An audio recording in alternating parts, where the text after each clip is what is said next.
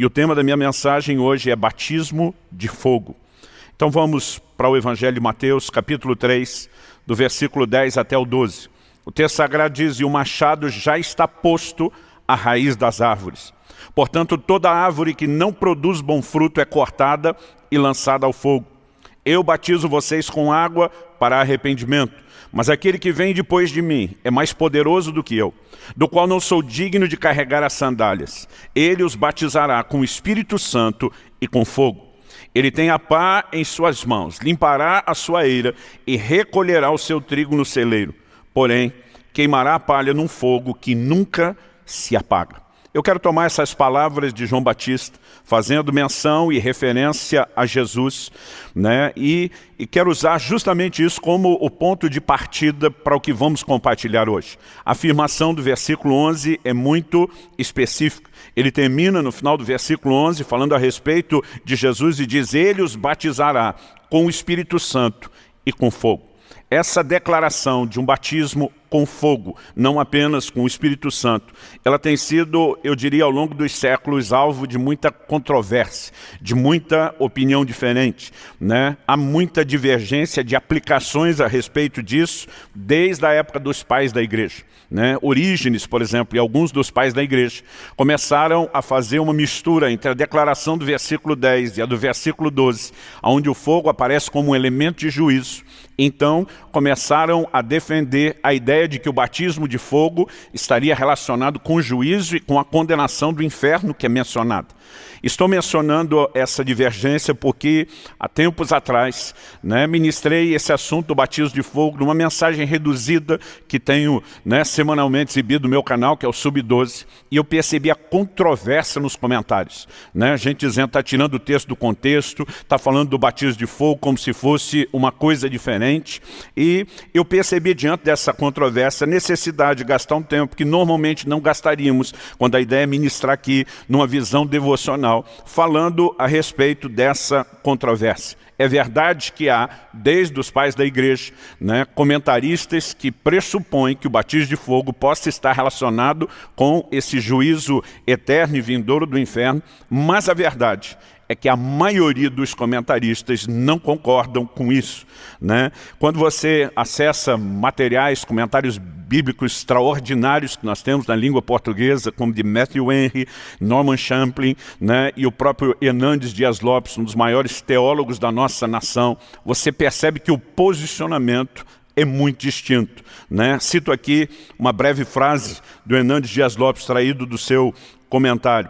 Ele diz: entendo, porém, amparado, ele depois de reconhecer que há essa divergência de opinião, ele conclui: entendo, porém, amparado nos mais conceituados estudiosos das Escrituras, que o batismo com o Espírito Santo e o batismo com fogo são análogos, similares e complementares. A vasta maioria dos exegetas bíblicos defende também esse posicionamento. Vou deixar a defesa teológica do assunto para um outro vídeo, né? E quero tentar ser prático, embora ao mesmo tempo vamos tentar trazer aqui uma construção, né, muito maior, abrangente do que a Bíblia diz a respeito do assunto.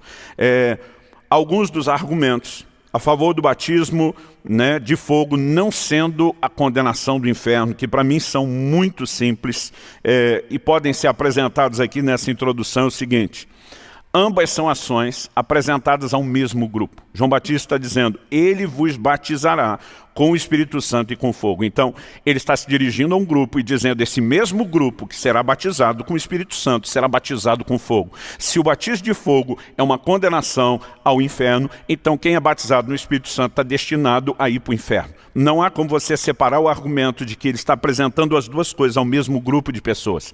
Agora, quando você pega, além do versículo 11, a menção do batismo de fogo, e você inclui aqui os versículos 10 e 12, eu fiz questão de ler, né, isso junto, você percebe que há um grupo para quem um outro tipo de fogo, um fogo de juízo e não um fogo de purificação, está destinado.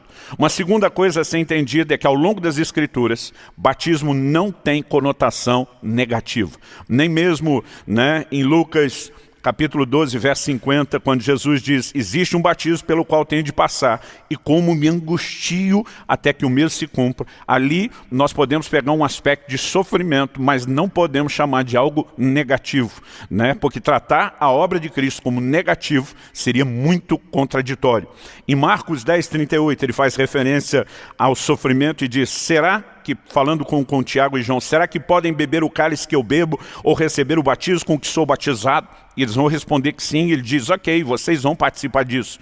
Novamente, nós temos uma conotação de sofrimento. Vemos que um desses dois, Tiago, passa pelo martírio, mas ao longo das Escrituras não podemos tratar disso como algo negativo, como por exemplo o inferno, que é uma condenação eterna, incluindo o fato de que Jesus está dizendo: vocês vão participar do meu batismo. Então, não há base bíblica alguma para tomar uma ideia como essa do batismo de fogo e mere simplesmente tentar aplicar ao inferno.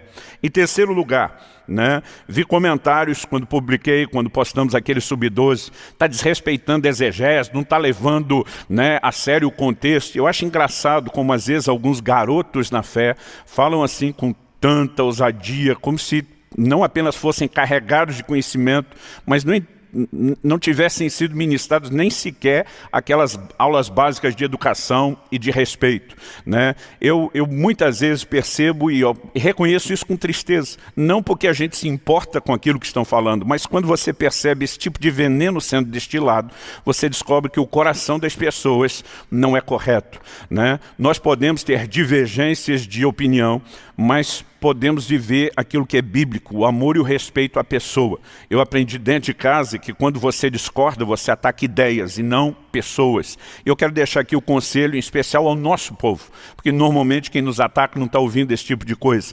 Quando for discordar, a questão não é só ser elegante e ético, é ser bíblico, é andar em amor, né? Mas percebo nessas afirmações sobre contextos que quem está falando isso muitas vezes não entende nada, né? Contexto não é medido apenas pelo versículo anterior e o posterior. É lógico que isso também faz parte, mas a ideia bíblica de contexto é muito maior. Assim como simbolismo e alegoria, nós precisamos entender que não são absolutos, né? Uma coisa que a gente pode reconhecer, o número 10 na Bíblia, ele significa tanto juízo, como também significa prova. O fogo, ele está ligado ao simbolismo de juízo na Bíblia, sim, mas também está ligado à purificação dos santos. Então nós precisamos saber lidar com isso. Por exemplo, de uma forma geral, nós podemos reconhecer que a Bíblia trata a figura da serpente como uma figura do diabo. Mas no episódio de Números 21, onde uma serpente de bronze é levantada, nós vemos em João 3,14, Jesus aplicando a figura daquela serpente à obra que ele iria realizar na cruz. Então, se você tenta ser absoluto e dizer que onde aparecer serpente, com certeza está falando do diabo, você estaria praticamente, né, atropelando a interpretação do próprio Cristo a respeito daquela figura. Então o contexto, ele sempre requer que você olhe a Bíblia toda e não apenas um versículo ou outro, uma interpretação ou outra. Sabendo que é um desafio, eu quero, né, transitar um pouquinho a respeito do significado do fogo na Bíblia. Depois disso, eu quero mostrar como o fogo, como ação divina em prol dos santos, né, aparece em outros textos da Bíblia, para só então, em terceiro e último lugar, trabalhar aqui a minha visão prática e aplicação prática do que é esse batismo de fogo que está à nossa disposição. Então vamos lá, né? Qual é o significado do fogo? O fogo aparece na Bíblia com significados distintos, mas dois deles são os mais recorrentes. O primeiro, trabalhamos um pouco melhor essa ideia semana passada, é a visão de purificação, né? Quando o anjo pega uma brasa do altar e toca a boca do profeta Isaías, o que está sendo trabalhado ali é a ideia de purificação. A tua iniquidade foi removida, o teu pecado foi tirado. No entanto, não há como negar que a Bíblia também apresenta, relacionado ao fogo, a ideia de juízo. Então, a razão pela qual muitas vezes as pessoas se dividem é porque nesse texto de Mateus estamos vendo a presença do fogo e estamos vendo as duas figuras ligadas ao fogo, que é tanto purificação como juízo. A única coisa que precisamos ao entender esses dois elementos é olhar e entender quando a Bíblia está falando de um e quando a Bíblia está falando de outro. Por exemplo, no livro do Apocalipse, no capítulo 1 e no versículo 14, nós temos uma menção específica a respeito da revelação que João tem de Jesus, e ele faz a seguinte afirmação, né? Os olhos, se referindo à visão que ele tem de Jesus, diz a cabeça e os cabelos dele eram brancos como a lã alva, como a neve. Ele diz os olhos eram como chama de fogo. Vamos pegar, por exemplo, essa revelação da Bíblia a respeito de Jesus, falando dos seus olhos como chama de fogo. Qual é a ideia do fogo visto nos olhos de Jesus? Se você, por exemplo, avança para Apocalipse, no capítulo 2 e no versículo 18, você vai perceber uma relação ou uma aplicação desse fogo voltado à igreja. Ele está tratando com a igreja, né? E ele diz, ao anjo da igreja em Tiatira escreva, uma orientação que o anjo enviado pelo próprio Jesus dá a João. Essas coisas diz o Filho de Deus, que tem os olhos como chama de fogo. Então ele está se revelando à igreja, eu sou aquele que tem os olhos como chama de fogo. Quando você olha a respeito, né, do que ele está tratando com a igreja, você vai perceber a presença de pecado. Mas não temos aqui uma mensagem que leva imediatamente ao juízo. Por exemplo, quando o pecado de Ananias e Safira é trazido à tona em Atos 5, nós temos um desfecho de juízo. Aqui o que o Senhor está propondo é restauração. Ele chama ao arrependimento e ele diz que se o arrependimento com a restauração proposta for evitado, então o desfecho do assunto será juízo. Mas a revelação que ele traz aqui para a igreja, né, dentro da visão dos olhos de chama de fogo, é muito similar, a não ser a questão de propósito, com aquilo que nós vemos da revelação dele em Apocalipse 19:12, em relação aos seus inimigos.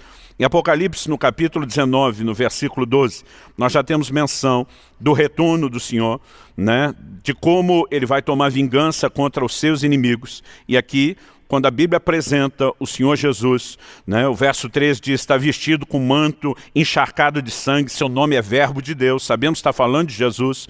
O versículo anterior, o 11, diz, eis que viu o céu aberto, um cavalo branco, seu cavaleiro se chama fiel e verdadeiro, julga e combate com justiça. A ideia aqui é juízo. Olha o versículo 12, os seus olhos são como chama de fogo.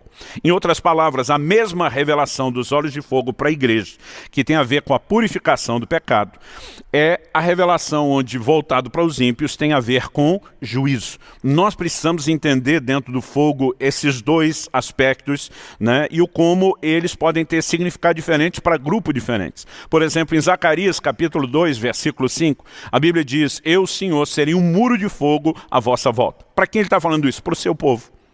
E qual é o efeito do muro de fogo? Bom, o mesmo fogo que protege os que estão de dentro, que são seu povo, consome os que são de fora e tenta atacá-los, né? Então ele tem conotação positiva para um grupo e tem conotação negativa para outro grupo.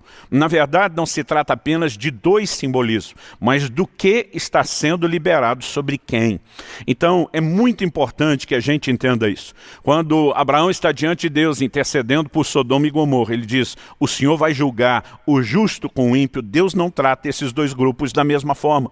Paulo, em 2 Tessalonicenses, fala que Deus vai trazer juízo àqueles que nos perseguem, que nos atribulam, mas para nós ele vai trazer alívio. Então é importante que a gente consiga entender essa forma e a maneira de Deus lidar com cada grupo. Se João Batista está dizendo, ele vos batizará no Espírito Santo, mesmo grupo e com fogo, nós não podemos mero e simplesmente dizer não, para um grupo é uma coisa, para outro grupo é outra. O batismo de fogo aqui é uma experiência positiva, né, análoga, complementar à ação e ao batismo no Espírito Santo, e há um juízo de fogo reservado àqueles que não se permitem ser trabalhados por essa misericórdia, por essa graça transformadora que Deus está oferecendo.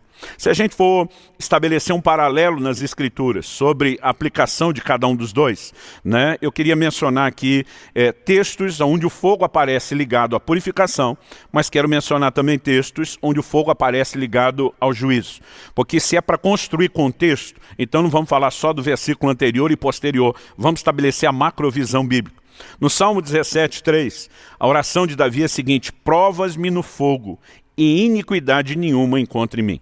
Quando está dizendo de uma provação no fogo e nenhum pecado ou iniquidade, a figura aqui não é juízo, a figura é purificação, né? Em Isaías, no capítulo 6, o texto trabalhamos na semana passada, e eu já mencionei, nós temos esse exemplo de santificação por meio do fogo. Em Zacarias, no capítulo 3, né, nós vemos a respeito de uma visão que o profeta tem em relação ao sumo sacerdote Josué. Deus vai falar a respeito de uma troca de vestes, Deus vai falar a respeito da remoção dos seus pecados. E o texto, né, nos mostra a forma como o anjo do Senhor se refere a ele. Não é este um tição tirado do fogo, né? Depois de falar da ideia da purificação de seus pecados, ele está dizendo que ele, como uma brasa, havia acabado de sair do fogo. Em Malaquias, no capítulo 3, a partir do versículo 1 até o versículo 4, nós temos uma promessa, né, que é considerada messiânica a respeito da vinda do Senhor. E nós temos a linguagem e a presença do fogo, né? Quem poderá suportar o dia da sua vinda, diz o verso 2. Quem poderá subsistir quando ele aparecer? Porque ele é como fogo do ourives. O verso 3 diz, ele se assentará como derretedor e purificador de prata. Purificará os filhos de Levi e os refinará como ouro e como prata. A ideia aqui é de purificação e não de juízo. Então, essa ideia se segue, né? Podemos falar, por exemplo, a respeito do batismo no Espírito Santo. Em Atos capítulo 2, no dia de Pentecostes, quando o Espírito Santo foi derramado, a Bíblia diz, foram vistas línguas como que de fogo sobre cada um deles. E ali nós não temos um elemento de juízo. Aliás, vale a pena fazer a distinção da experiência de recebimento do Espírito Santo dos apóstolos com a experiência de Jesus, narrada lá em Mateus 3,16. Na experiência de Jesus, nós não vemos a presença do fogo, né? A Bíblia diz que o Espírito Santo desceu sobre ele como pomba. E eu lembro desde garoto em casa, né, aprendendo, estudando detalhes da Bíblia com meu pai. E meu pai dizendo, por que tem fogo no dia de Pentecostes e por que não tem fogo na experiência de enchimento do Espírito Santo que Jesus como homem teve? E eu lembro de olhar para ele e dizer, não sei, né? E ele me diz, o fogo está relacionado, pelo menos ligado aos santos, como uma ação de purificação. Cristo, diferente dos demais, nasce sem pecado, nunca pecou. Ele não precisa dessa experiência de purificação, mas o fogo é necessário sobre seus discípulos, porque parte do propósito do batismo no Espírito Santo não é apenas nos capacitar para o exercício do ministério, mas é nos capacitar para a vida cristã. E novamente nós temos a ideia do fogo aqui como algo positivo e não negativo, né? Em 1 de Pedro 4,12, o fogo fala de provação, que por sua vez, Tiago capítulo 1, de 2 a 4, nos mostra que fala de aperfeiçoamento. Mas também nós vamos encontrar textos na Bíblia onde o fogo está relacionado a juízo, sim.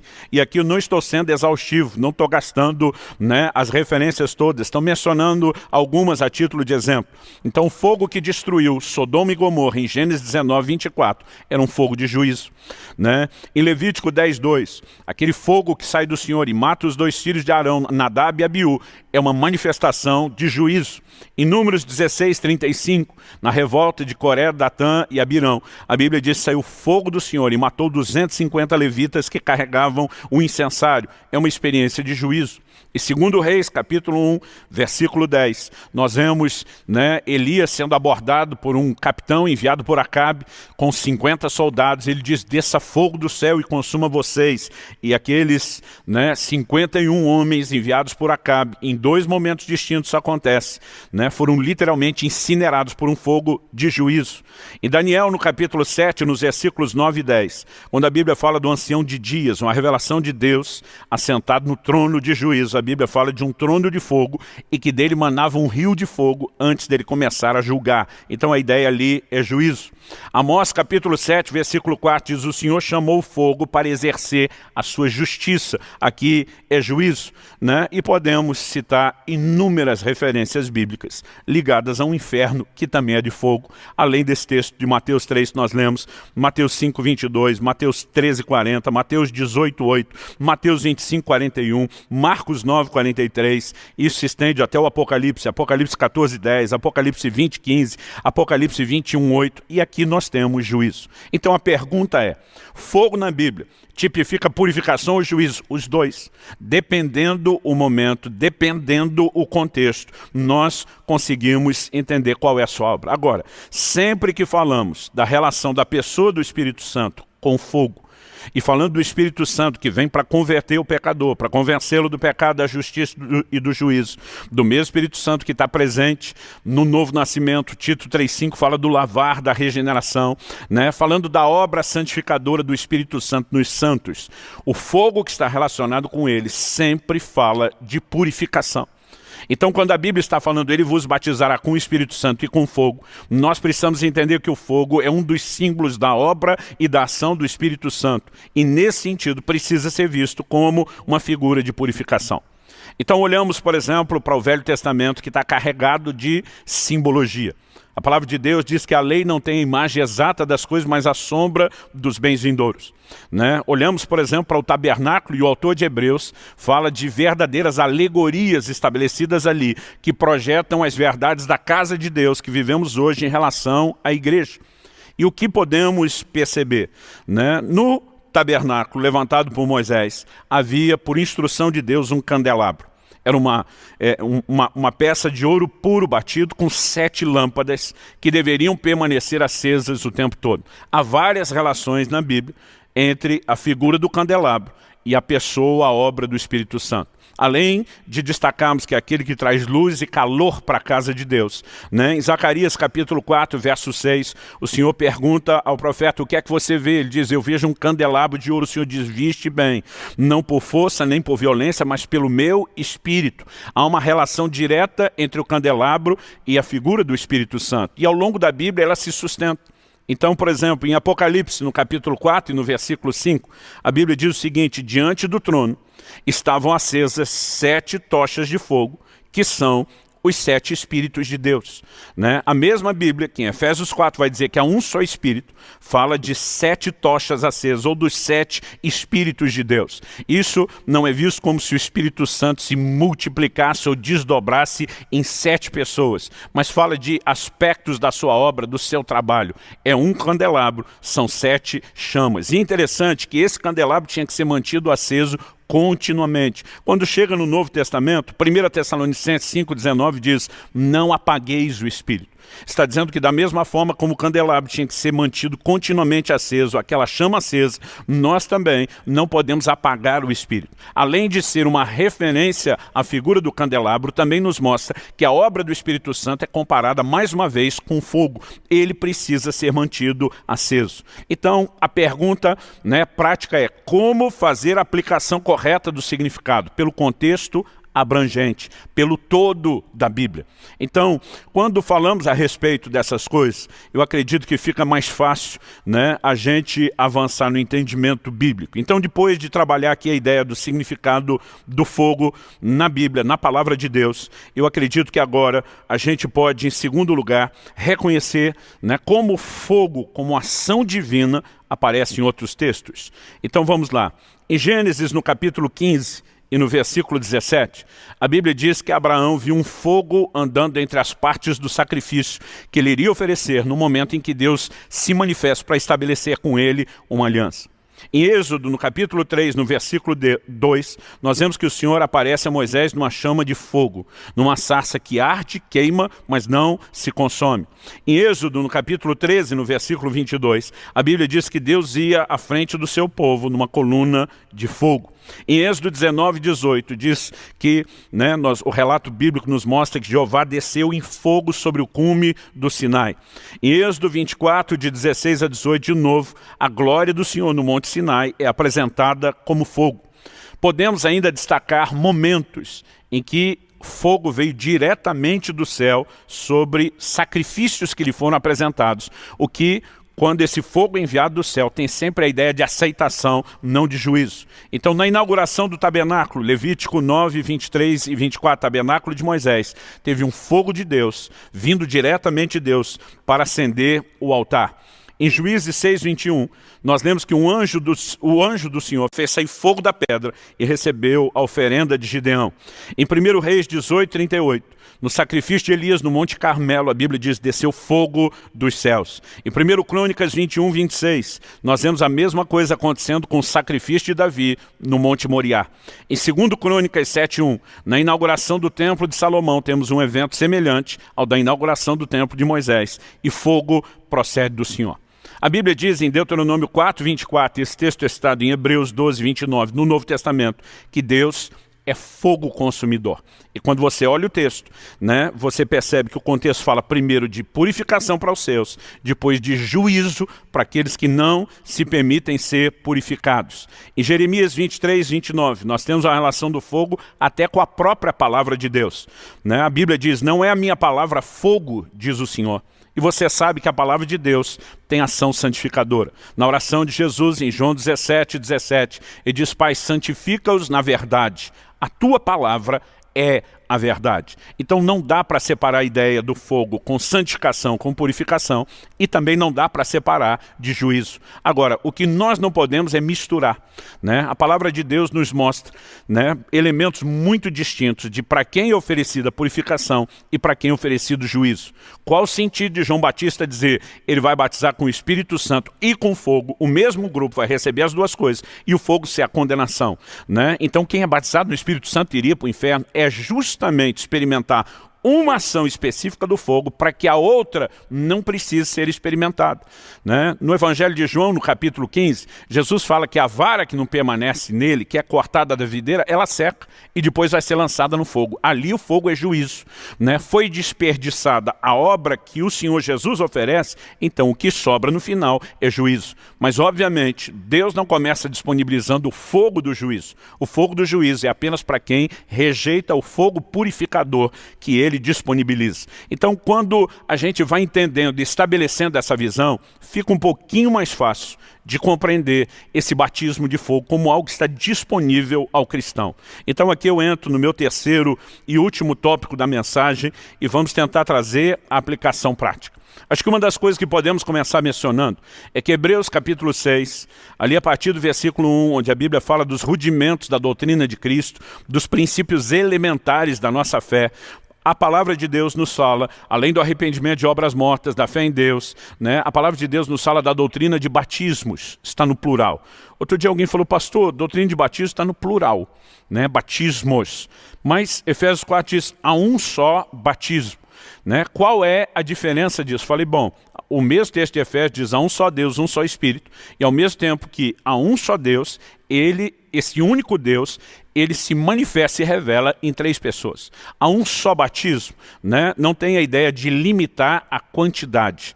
Nós precisamos entender isso na perspectiva correta. Né? Está falando a respeito de uma única experiência. E o contexto ali também nos remete a entender qual experiência de batismo específico está sendo dito. Mas, voltando ao aspecto aqui da doutrina de batismos no plural, né, nós podemos considerar o que já não se aplica a nós, que em primeiro lugar nós vemos o batismo de João.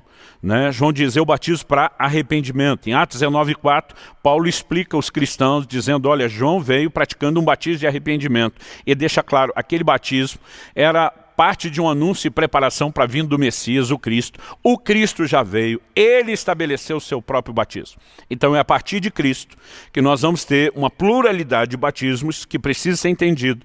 E esses, além do batismo de João, esses sim se aplicam a nós. O primeiro a ser mencionado é uma experiência, né, que a Bíblia fala de ser batizado em Cristo.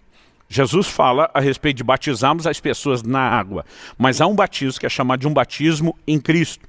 Isso está lá em 1ª carta de Paulo aos Coríntios, no capítulo 12 e no versículo 13.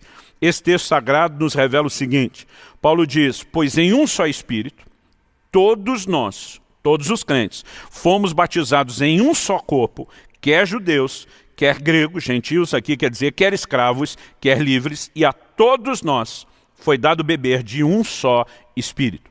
Então, particularmente, entendo que quando Paulo está falando aos Efésios, há um só batismo, ele está falando dessa experiência que todos nós vivemos, que é uma experiência espiritual. Ela está relacionada ao novo nascimento. É interessante observar que, apesar dele dizer que em um Espírito fomos batizados em um só corpo, nós precisamos entender, e mesmo ele depois dizendo que a esses que foram batizados em Cristo foi dado de beber de um só Espírito, que aqui a Bíblia não está falando do batismo no Espírito Santo. Está falando de sermos colocados no corpo de Cristo. Se você perceber tanto o versículo anterior como o versículo posterior, né, eles nos falam a respeito da ideia do corpo. O versículo 12, o versículo 14, ele está construindo aqui a ideia de que nós somos um corpo. A soma dos membros compõe um corpo, mas que cada um de nós individualmente é membro do corpo de Cristo. Então, como nos tornamos parte do corpo? Nós somos colocados para dentro de. A palavra batismo significa mergulhar, colocar para dentro de. Então, quando a Bíblia está dizendo que nós somos batizados em Cristo, nós fomos colocados para dentro de Cristo, por meio do novo nascimento, que é obra do Espírito Santo, né? Tito 3,5 fala do lavar, da regeneração do Espírito Santo. Nós somos trazidos a Cristo. Aliás, vale destacar aqui que o Espírito Santo nos batiza em Cristo. Esse é o novo nascimento. Mas depois Cristo, no qual fomos inseridos, é quem nos batiza no Espírito Santo. João disse, ele, Jesus, vos batizará no Espírito Santo. O Espírito Santo nos traz a Cristo. Temos a experiência do novo nascimento.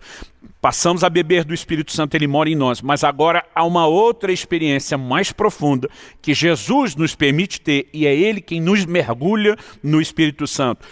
São dois batismos distintos e o Novo Testamento apresenta a experiência desses dois como algo distinto. Por exemplo, em Atos, no capítulo 8, quando o Evangelho de Deus é pregado na cidade de Samaria, a Bíblia diz que todos eles já haviam sido batizados nas águas. Já vou falar a respeito do batismo na água daqui a pouco. Mas a Bíblia diz que sobre nenhum deles havia ainda descido o Espírito Santo. Então os apóstolos são enviados de Jerusalém para impor as mãos, orar com eles. E a Bíblia diz que Simão, aquele ex-macho convertido, via que pela imposição de mãos deles era comunicado o Espírito Santo. Como que ele via se o Espírito Santo não é visível? O que ele via eram as evidências de uma experiência do enchimento do Espírito Santo. Agora, eles já tinham sido batizados nas águas e ainda não tinham sido batizados no Espírito Santo. Em Atos 10, na casa de Cornélio, lá em Cesareia Marítima, nós temos a experiência inversa. Enquanto Pedro pregava, a Bíblia diz em Atos 10:44 que caiu o Espírito Santo sobre todos aqueles que ouviam a palavra. Depois Pedro olha e diz, como recusar a água a estes que como nós, e essa frase como nós aqui é importantíssima, como nós foram cheios do Espírito Santo. Então ele reconhece que o batismo no Espírito Santo tinha acontecido primeiro e o batismo nas águas aconteceria depois, né? Nós precisamos reconhecer que são experiências distintas. Então nós temos o batismo em Cristo, que é um evento espiritual, o novo nascimento. Nós temos o batismo no Espírito Santo, que também é um evento espiritual. Pastor, e o que é o batismo nas águas? O batismo nas águas é a encenação pública, como testemunho público, do que aconteceu no batismo em Cristo, né? A nossa fé ela tem pelo menos 3 elementos. Um deles é a identificação, o outro é a apropriação e um terceiro é confissão. O que é identificação? Paulo diz, se alguém está em Cristo, o que é estar em Cristo? É ter sido colocado nele. Isso significa não apenas que nos tornamos participantes dele, mas passamos a desfrutar disso pelo elemento de identificação. A Bíblia diz que quando Cristo morreu, nós morremos. Paulo diz, eu estou crucificado com Cristo. Ele está falando que pelo fato de Cristo ter assumido o meu lugar e de eu me ver nele, então eu passo a desfrutar daquilo que ele fez no meu lugar. A frase estou crucificado com Cristo não significa que em algum momento Paulo e Cristo estavam juntos, fisicamente falando, pendurados na mesma cruz. Mas é a identificação. Quando a Bíblia diz morremos com Cristo, ressuscitamos com Cristo, estamos assentados com Cristo nas regiões celestes, como diz Efésios 2,6, está falando desse nosso lugar. A identificação nos leva a uma apropriação. Então, se ele fez no meu lugar, se ele me representava, é como se tivesse acontecido comigo. Mas, depois de identificação e apropriação, Paulo diz a Timóteo, toma posse da vida eterna, isso é apropriação. Nós temos a confissão, né? A Bíblia diz, se no teu coração creres que Deus ressuscitou a Jesus dentre os mortos, Romanos 10, e com a tua boca confessares, a confissão sempre é necessária. E o batismo nas águas é a confissão de que nós não apenas cremos na pessoa de Cristo, mas na obra que ele fez em nosso lugar.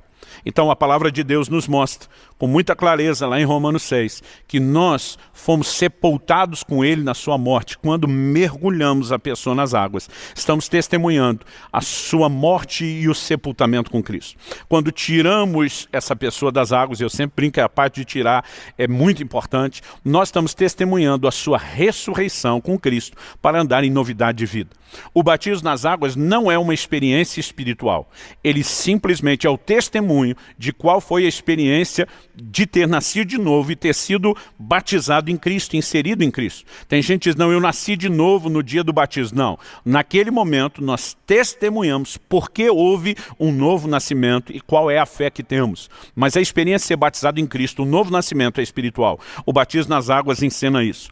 O batismo no Espírito Santo é uma experiência espiritual. E complementando essa ideia do aspecto plural, João Batista falou, ele vos batizará no Espírito Santo e em fogo. Esse em fogo leva muitas pessoas a entender que então batismo no Espírito e batismo em fogo seria uma coisa só.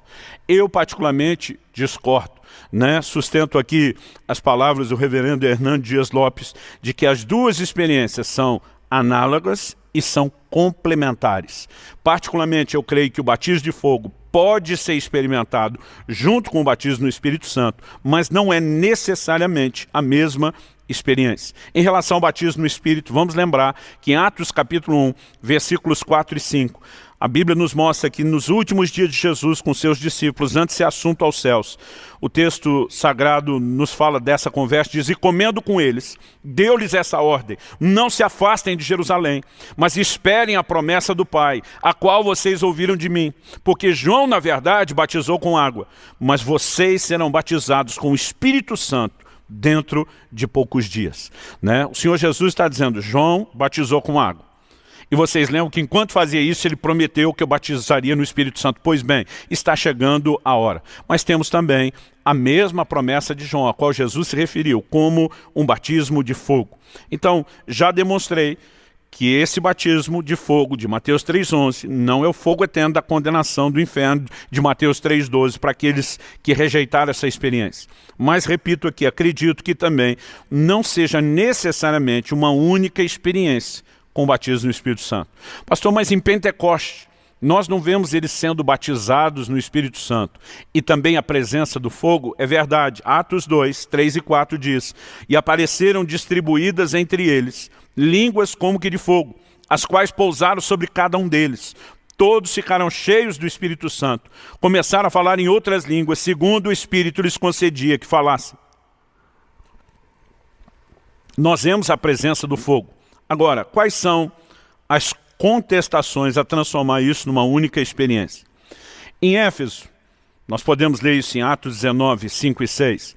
Nós vemos que o batismo nas águas, que Paulo pratica para com aqueles discípulos, e o batismo no Espírito Santo se deu de forma conjunta. As duas experiências foram vividas ali de forma conjunta. Eu particularmente acho lindo quando isso acontece, né? Já tive experiência várias vezes de batizar alguém em nome do Senhor Jesus e quando a gente tira a pessoa da água, ela já sai cheia do Espírito Santo, falando em outras línguas. É lindo quando essas duas experiências acontecem juntos. Agora, a pergunta é, isso faz da experiência um batismo só? Não. Como eu mencionei antes, em Samaria, Atos 8, os crentes foram batizados primeiro na água, depois no Espírito Santo. Já em Atos 10, Cesareia Marítima, na casa de Cornélio, eles foram batizados primeiro no Espírito, depois na água. Então, porque em Atos 19 os dois aparecem juntos, nós vamos tentar transformar numa única experiência, sendo que há outros relatos mostrando que as experiências são distintas e podem acontecer em tempos separados. Não, nós não temos o direito, em nome de uma experiência, uni-los. E muitas vezes a ideia, promovida principalmente pelos pentecostais, por causa que a menção de fogo no dia de Pentecostes, é dizer que o batismo no Espírito Santo em fogo é uma única coisa. Quando o texto diz, ele vos batizará no Espírito Santo e em fogo, ele está dizendo são duas experiências. A pergunta é, elas podem acontecer juntos? Com certeza. Agora, elas sempre acontecem juntos? Não necessariamente. E eu demorei muito para fazer essa distinção prática. Por quê? Fui batizado no Espírito Santo aos 15 anos de idade. Eu nasci e cresci num lar cristão. Eu não tive aquele momento contundente de conversão que muita gente tem, do dia que entrou, né, na igreja ou recebeu o evangelho através de alguém, arrependido, debaixo de convicção do Espírito, né, entregou sua vida a Cristo, teve a experiência do novo nascimento, aquela mudança drástica acontecendo, até porque nasci e cresci num lar cristão, que temia Deus e nos ensinava a andar segundo a palavra de Deus. Mas se há um momento que eu posso dizer dizer para você, que significou transformação na minha vida, foi a experiência do batismo no Espírito Santo. A partir dali minha vida deu uma guinada, não apenas no sentido de ter experiências espirituais, né, mas de ser literalmente consumido por um fogo interior, que fazia com que cada fibra do meu ser quisesse Deus e Deus somente, quisesse distância do mundo e do pecado.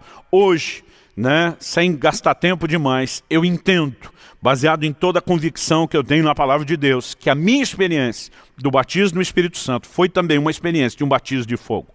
Agora, isso significa que todo mundo viva junto a mesma experiência? Não. Quando você volta na história do movimento pentecostal, antes mesmo de se pregar o batismo no Espírito Santo, a manifestação dos dons, né? Porque no pacote houve restauração de todas essas coisas. O início do movimento pentecostal. E você pode falar, né, lá do avivamento da Rua Azusa, ou você pode falar dos desdobramentos. Você percebe que eles carregavam uma mensagem. Essa mensagem era uma mensagem de uma inteira santificação. Este despertamento começa a acontecer no mundo antes da experiência pentecostal. O entendimento de santificação, né, começa a ser promovido de uma maneira muito intensa, principalmente a partir do século XVIII, com John Wesley. Nós vemos essa ideia, esse entendimento sendo trabalhado, resgatado, e essa busca de uma experiência profunda de santificação, né, que eles chamavam de uma segunda experiência, culmina com essa experiência sendo restaurada do batismo no Espírito Santo. A maior mensagem do início do movimento pentecostal era uma mensagem de santidade e de santificação. Em algum momento o movimento pentecostal foi deixando de lado o aspecto da santidade, da santificação, para falar só da experiência do batismo, para falar só a respeito dos dons, e não é de se admirar que hoje, mesmo cultivando e vivendo a experiência, nós estamos vendo as manifestações poderosas do Espírito Santo, já não tão intensas e nem tão presentes, mesmo nos chamados círculos pentecostais e carismáticos. Eu acredito de todo o meu coração que a igreja está caminhando para um tempo e para um momento onde Deus quer trazer uma experiência de um batismo de fogo. E quando falamos do batismo de fogo, precisamos entender que se não tem a ver com a condenação para o inferno, que esse é para quem rejeita o evangelho, ou mesmo para um crente que pode chegar ao ponto, como diz o livro de Hebreus, de calcar os pés ao Filho de Deus, profanar o sangue da aliança com o qual foi santificado e ultrajar o Espírito da graça. Então sim, esse pode ser arrancado da videira, como diz Jesus em João 15, e como o galho que foi arrancado da videira secar, esse sim pode ser lançado no fogo. Mas para aqueles de nós que decidimos andar no Senhor, há uma provisão. Santificação não é apenas algo que vamos alcançar com uma busca humana, é fruto de uma experiência sobrenatural. Há recursos celestiais. A graça de Deus está à nossa disposição justamente para nos capacitar a andar em santidade, mas há um batismo purificador. Assim como Isaías experimenta o fogo de Deus, assim como a palavra de Deus fala da experiência do sumo sacerdote Josué como um tição tirado do fogo, que sai santificado, purificado. Há uma experiência santificadora sobrenatural a ser vivida por obra do Espírito Santo. E sabe, enquanto as pessoas querem ficar discutindo a doutrina do batismo de fogo, elas muitas vezes perdem de vista que podiam estar vivendo uma experiência, podiam se voltar para Deus de todo o coração. O plano e o propósito de Deus, eu lhe garanto, eu te digo isso com toda certeza, não é que a igreja se torne a igreja mundana que nós vemos na figura da igreja de Laodiceia. Alguém para quem o Senhor diz, porque você não é quente nem frio, mas morno, eu estou a ponto de vomitar você da minha boca. Não, há uma obra extraordinária que nós podemos viver da parte de Deus. Esse Senhor Jesus que ainda tem olhos como chama de fogo, esse Deus que ainda tem fogo no altar, tem uma provisão de santificação para mim e para você. A vida cristã não deveria ser um esforço para conseguir uma santidade que é inalcançável, que é impossível, que vive distante. No entanto, muitos de nós ou não estamos buscando, ou estamos buscando da forma errada, tentando alcançar isso só na força do braço. Quando olhamos para as Escrituras, nós vemos que durante todo o tempo da lei o homem jamais pôde por si mesmo viver obediência a Deus. Quando entendemos a obra do Novo Testamento, não dá para ignorar a importância da ação do Espírito Santo nessa obra santificadora. Romanos 8:26 diz que o Espírito nos ajuda na nossa fraqueza. Se você olhar o contexto todo, Romanos 8, é vencer a fraqueza da carne, é ser governado pela nova natureza, e isso não é possível sem a ajuda do Espírito Santo. Agora, muitas muitas vezes nós não nos permitimos nem entender o que é vida no Espírito, nem o que é liderança no Espírito, e não usamos esse recurso sobrenatural. Eu quero te dizer, é um batismo de fogo, e quer você entenda ele de forma correta ou não, quer você acredite ou não, me ouça com atenção. Há um sopro de Deus, há um movimento no reino do Espírito de restauração para a igreja, e Deus vai restaurar a experiência do batismo de fogo, mas ela deve ser entendida no sentido de uma necessidade. Ela precisa ser buscada não apenas no sentido de fé,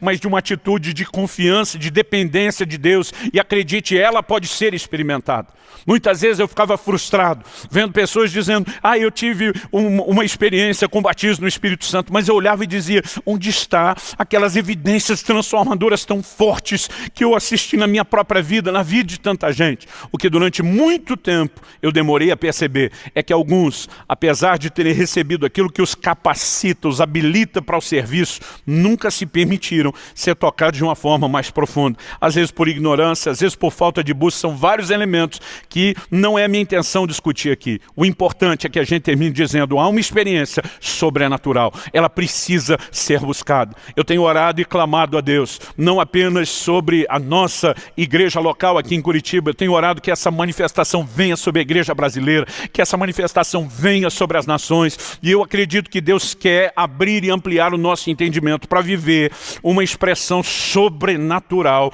né, dessa santificação como nunca antes vivemos.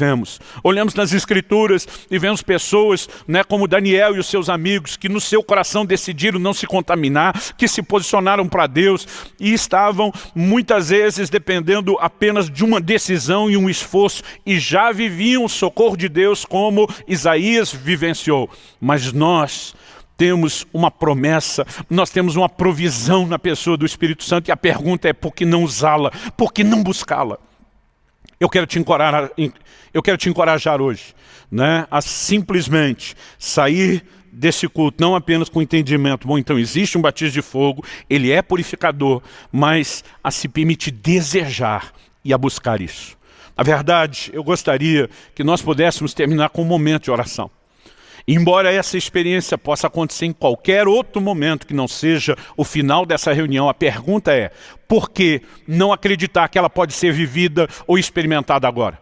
Você que está nos acompanhando nesse momento de transmissão online, você que talvez vai estar assistindo esse vídeo depois, numa versão gravada, nesse momento o Espírito de Deus pode te tocar e fazer algo diferenciado. Há uma experiência a ser vivida diante dele, que muda completamente a nossa estrutura, onde cada fibra do nosso ser começa a entender a santidade, começa a compreender a falta dela, a importância de conectar-se com Deus para receber algo dele. E eu quero te encorajar, é possível viver isso, é possível, não por nós mesmos, não na nossa força, mas está à nossa disposição. Então por que não acreditar, por que não clamar, por que não buscar com perseverança e dedicação até que se manifeste?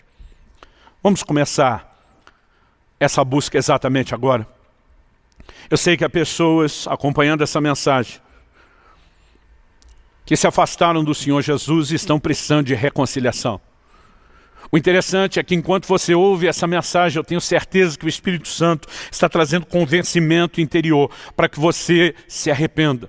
E eu tenho certeza que o que você sente nesse momento não é condenação. É o chamar de Deus dizendo, volta. Você pode receber esse fogo purificador nesse exato momento. E a sua vida pode dar uma guinada extraordinária. Você pode experimentar essa reconciliação. E não apenas o perdão do que você fez de errado. Uma completa purificação que vai te capacitar a voltar com firmeza para o Senhor. Você pode viver isso agora. Talvez você esteja ouvindo essa mensagem e diga, eu nem crente sou. Eu posso ter uma experiência com o Espírito Santo também, de acordo com a Bíblia, sim. Em Atos no capítulo 10, quando Pedro estava pregando na casa de Cornélio, ele falava para pessoas que como você está com o coração aberto para ouvir a palavra de Deus, mas ainda não tinham uma experiência. E a Bíblia diz que eles foram cheios do Espírito Santo. Você pode, nesse momento, invocar o nome de Jesus, a salvação que Ele oferece. Você pode arrepender-se não apenas dos pecados como atos da sua natureza pecaminosa e dizer, eu quero viver a transformação que o Senhor tem, e o poder de Deus vai te tocar aí agora, onde você está. E a verdade é que mesmo aqueles que já entregaram a vida a Jesus e que não estão desviados precisando de reconciliação, podem experimentar uma santificação num nível distinto que nunca experimentaram.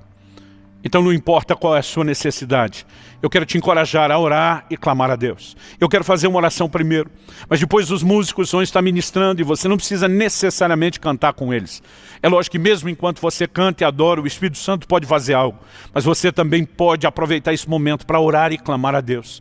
Você pode aproveitar esse momento com qualidade, né? Eu não sei exatamente aonde você está assistindo, mas se você conseguir desligar-se do mundo à sua volta agora, talvez até manter um pouco de privacidade, você pode ter um tempo com Deus, talvez se ajoelhar na presença de Deus, talvez se permitir sem pressa nenhuma, dizendo: Senhor, eu não quero sair daqui correndo sem experimentar aquilo que o Senhor oferece. Você pode ser visitado de uma maneira sobrenatural por Deus aí onde você está. E eu creio nisso.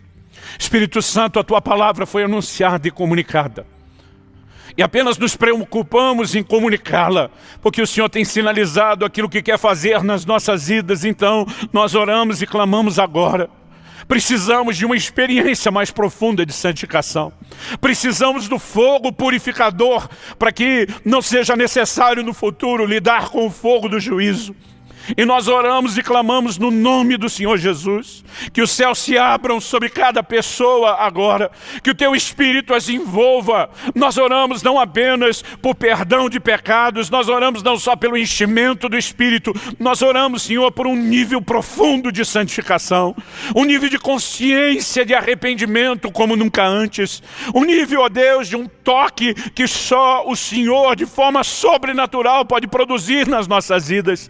Nós oramos: sopra, toca as nossas vidas nessa hora. Clamamos pelo Teu fogo purificador, clamamos pelo Teu fogo santificador, clamamos por um batismo de fogo, clamamos por essa experiência sendo restaurada de forma intensa, profunda na igreja do Senhor, no Brasil e no mundo. Sopra, Espírito de Deus, Espírito de santidade, como é chamado no livro de Romanos, vem sobre as nossas vidas. Nós oramos em nome de Jesus, em nome de Jesus. Clique e veja mais vídeos como esse.